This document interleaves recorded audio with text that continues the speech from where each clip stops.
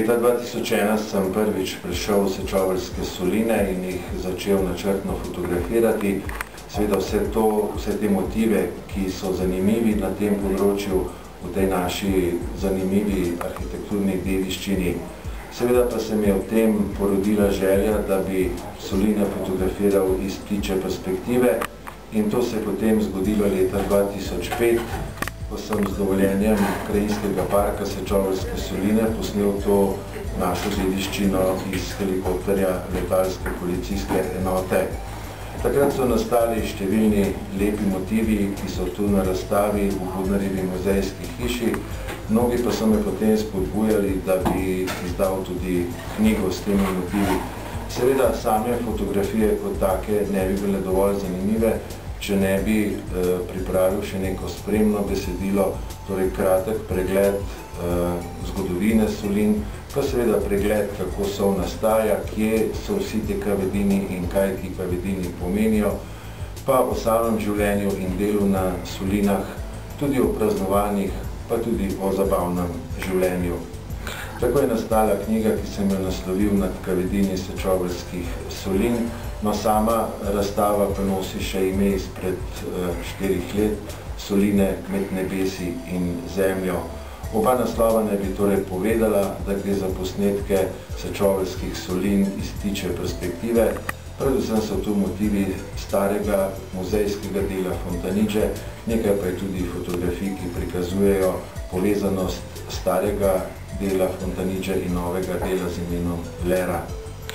Kje vse je bila že ta razstava?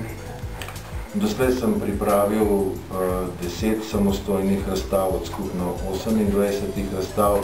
Med drugim sem razstavljal v Erbergovih paviljonih v Dolu pri Ljubljani, potem v galeriji oziroma v razstavišču na občini Kamnik, v galeriji Lek v Ljubljani, v galeriji Domžale, na osnovni šoli Ivana Cankarja na Vrhniki, pa še kje.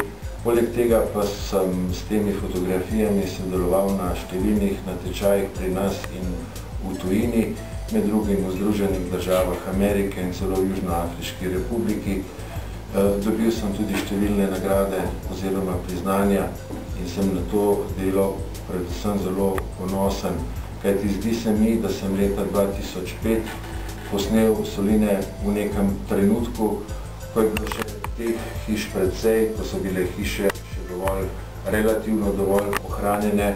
Žal pa je verjetno danes tudi po lanski visoki plimi v začetku decembra ta podoba precej spremenjena.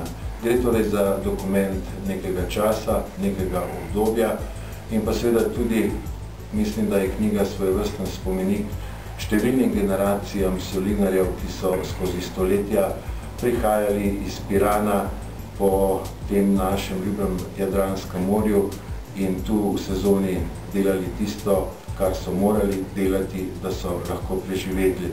Torej, želi so sol, z njo seveda skrbno ravnali, tako kot tudi samimi solinami, ki so neslavno propadle v 60. letih 20. stoletja, ko so to pridelovanje soli enkrat za vselej prekinili, končali, žal pa tudi mnoge hiše zavestno uničevali in iz njih verjetno gradili kakšne vikende ali zasebne hiše.